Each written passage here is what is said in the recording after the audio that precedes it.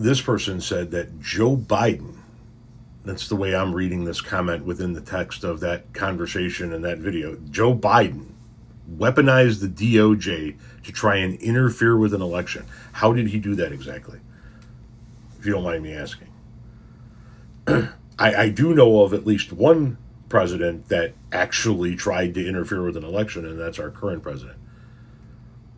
If you go to every single swing state and you put together a slate of fake electors to report to the federal government, to report to Congress that Donald Trump won that state, even though he didn't win that state, that's an example of trying to interfere with an election.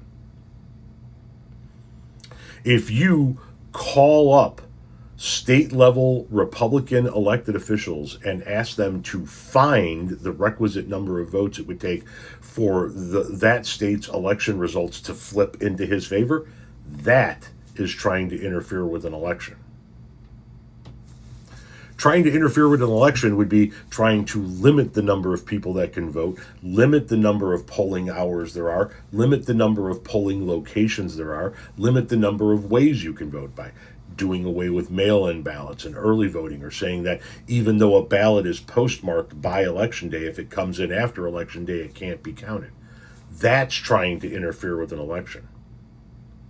Telling people that they need to have a piece of identification that matches their birth certificate, even though they might have changed their name over the course of their lifetime through a number of different reasons, predominantly getting married, is trying to interfere with an election. Purging voter rolls is trying to interfere with an election. I know of one president in my lifetime that has ever truly tried to interfere with an election, and it's Donald Trump. It ain't Joe Biden. It ain't Barack Obama. It ain't even George W. Bush.